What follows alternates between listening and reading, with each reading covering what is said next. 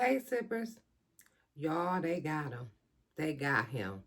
I knew it. I knew it. I knew it. I knew it. I knew they was just waiting. I knew they had some evidence from them searches when they went in his homes. I knew it. Oh, what y'all think Miami going? Oh my God. What do y'all think is about to happen? They got y'all. Let's listen to it. Listen to this. Oh my God.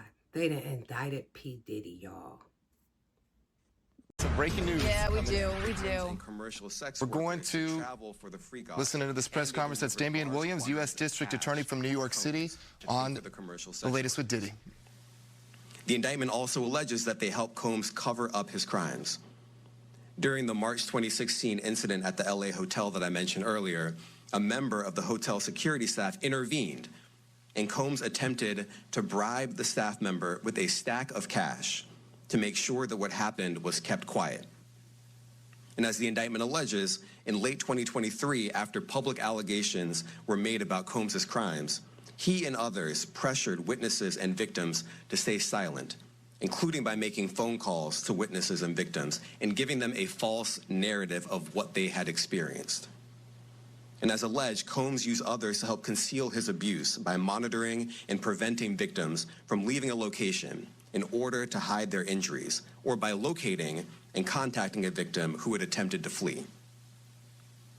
As part of this investigation, in March of this year, special agents from HSI executed search warrants at Combs' residences in Miami and Los Angeles. They also executed a warrant for Combs' electronic devices. During those searches, agents seized evidence of the crimes charged in this indictment. They seized firearms and ammunition, including 3 defaced AR-15s and a large capacity drum magazine. They also seized evidence of the freak-offs, electronic devices that contain images and videos of the freak-offs with multiple victims.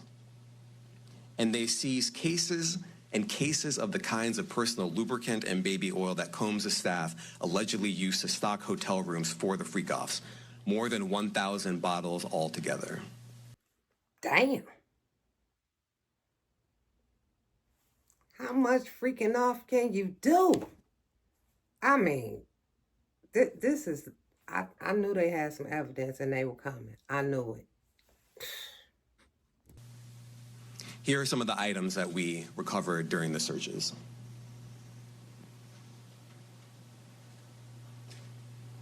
As you can see here, this is a drum magazine, large capacity, and it contains, I believe, 59 rounds. I mentioned as well, we recovered 3 AR-15s. This is a close-up shot of one of the AR-15s, and you can see right here, the serial number has been thoroughly defaced. Another picture of more ammunition and parts of 2 AR-15s right there. Now, I want to be clear about 2 things. First, this office is determined to investigate and prosecute anyone who engages in sex trafficking, no matter how powerful or wealthy or famous you may be. No one should doubt our commitment on that. A year ago, Sean Combs stood in Times Square and was handed a key to New York City. Today, Oh, New York is pissed. LA and them other places he got them homes, they ain't even tried to do anything. Oh, New York is pissed. They done gave you the key to the city and you sitting up here violently abusing and doing things. Oh no, New York is not playing. he's been indicted and will face justice in the Southern District of New York. Second, we are not done. This investigation is ongoing, and I encourage anyone with information about this case to come forward and to do it quickly. Anyone with information can call 1-877-4HSI-TIP. I want to express my deep appreciation for the victims and witnesses who have used their voices and helped bring this criminal conduct to light. We would not be here without them.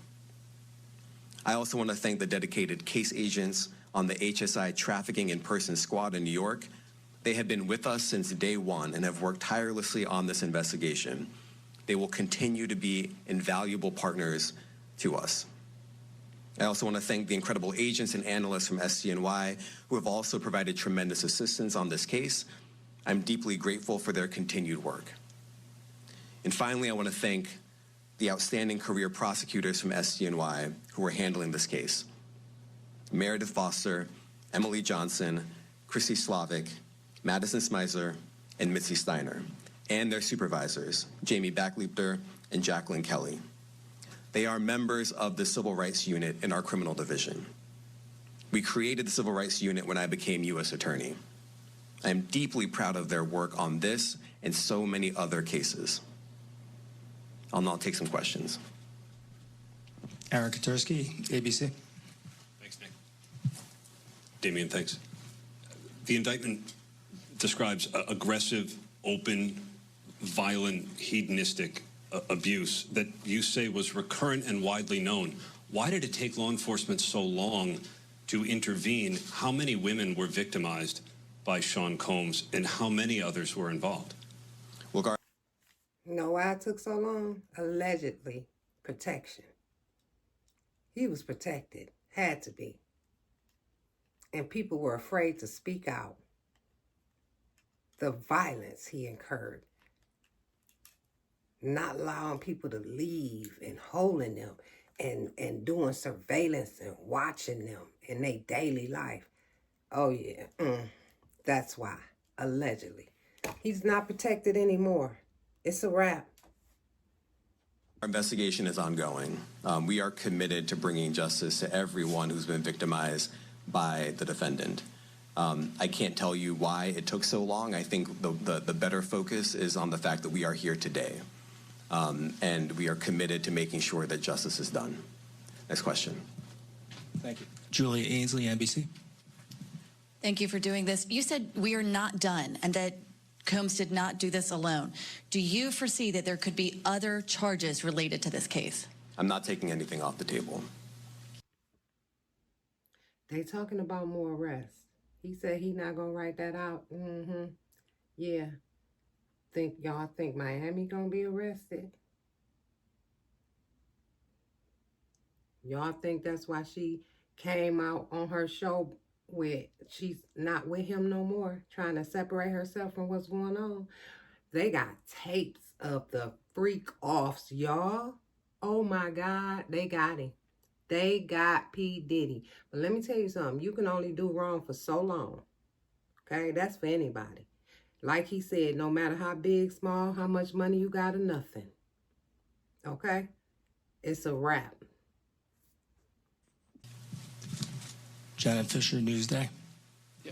What's the difference between the sex trafficking and promoting travel for the purpose of prostitution?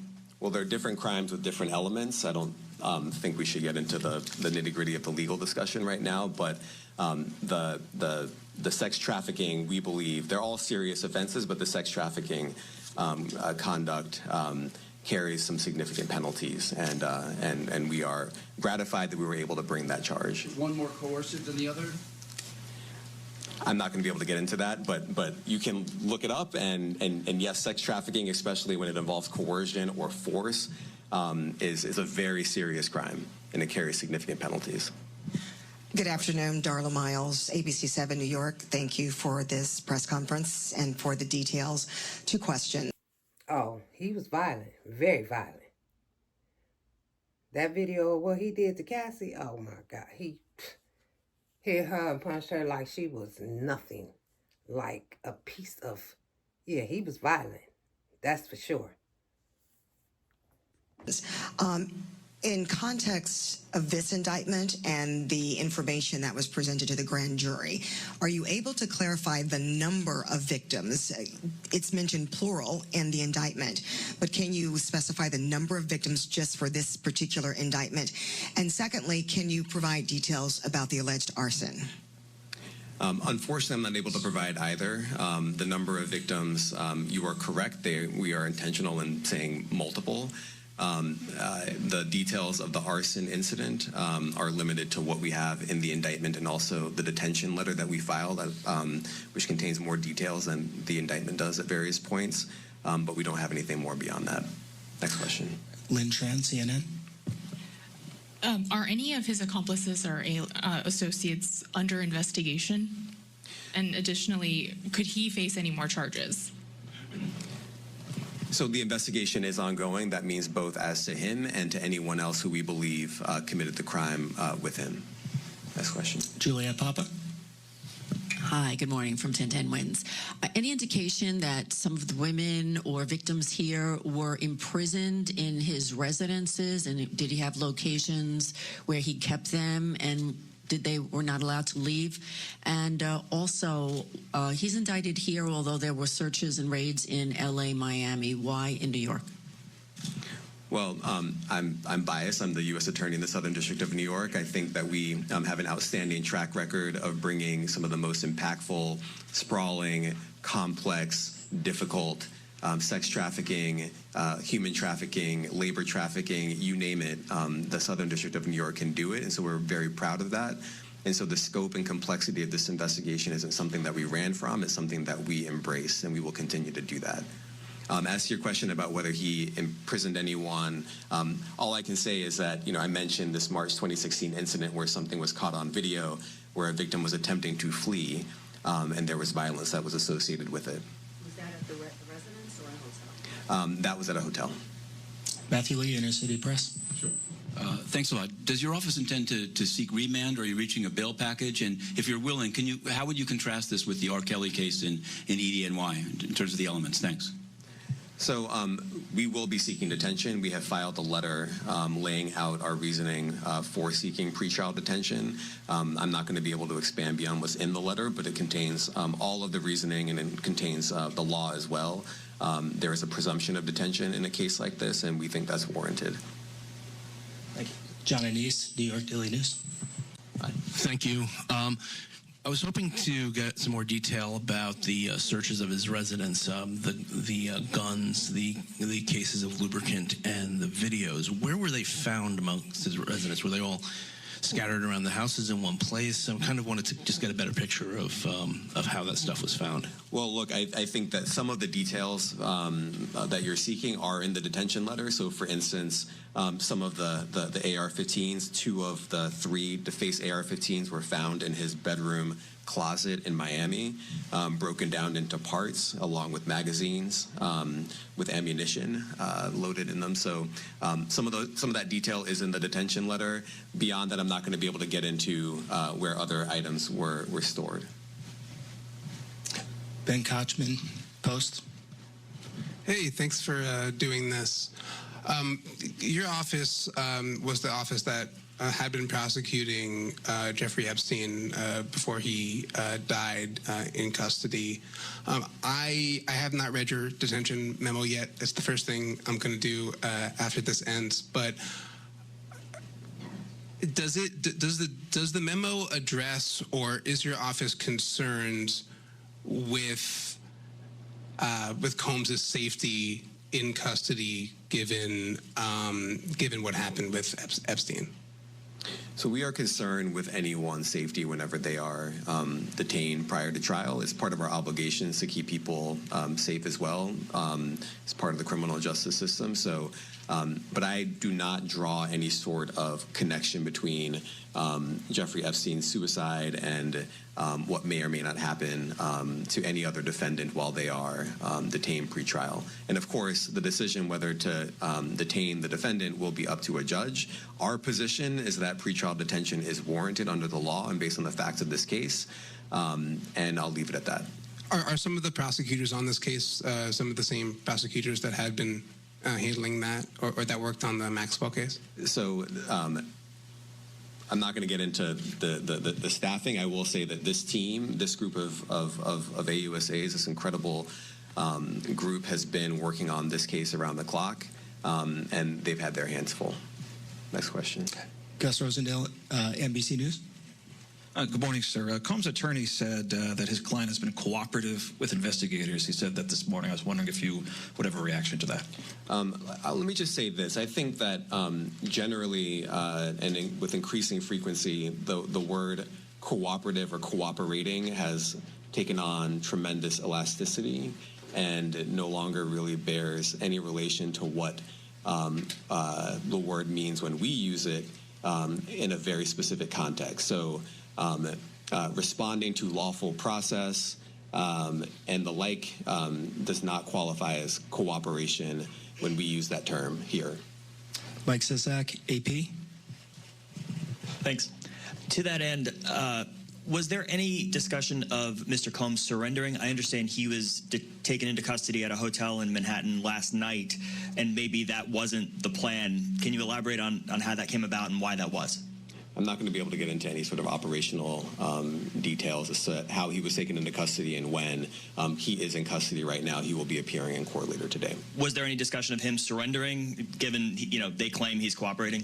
I'm not going to be able to get into law enforcement tactics or operations.